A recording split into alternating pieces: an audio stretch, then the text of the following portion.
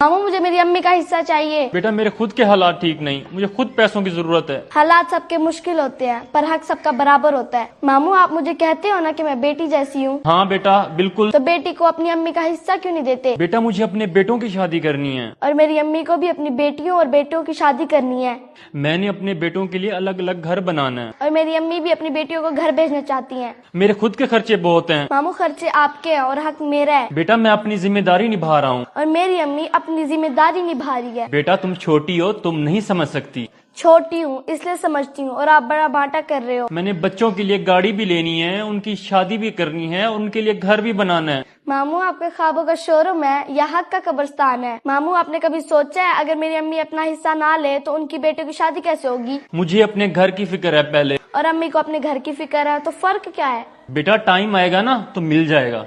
Time?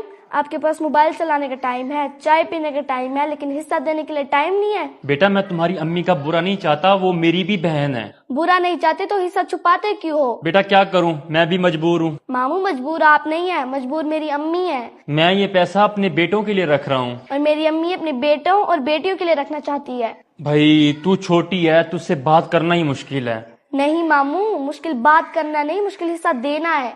बेटा मैंने तो अभी अपनी बेटियों की भी शादी करनी है। अम्मी भी अपनी बेटियों की शादी करेगी तो उन्हें हिस्सा क्यों नहीं? मामू आप हमेशा कहते हो कि मैं घर का बड़ा हूँ, हाँ बड़ा मैं हूँ। तो बड़ा होने का मतलब हक खाना है क्या? मामू आपने अपने बेटों के लिए सब सोच लिया, लेकिन मेरी अम्मी की बेटों और बेटियों के लिए क्या सोचा? बेटा मैं जो भी कर रहा हूँ बिल्कुल ठीक कर रहा हूँ। ठीक कर रहे हो? नहीं मामू, आप सिर्फ अपना ठीक कर रहे हो। मामू मैं पैसा नहीं मांग रही, मैं सिर्फ इंसाफ मांग रही हूँ। बेटा इंसाफ भी तब होगा जब मेरे हालात ठीक होंगे। मतलब मामू जब तक आपके हालात ठीक नहीं होते तब तक हमारी जिंदगी ठीक नहीं होगी।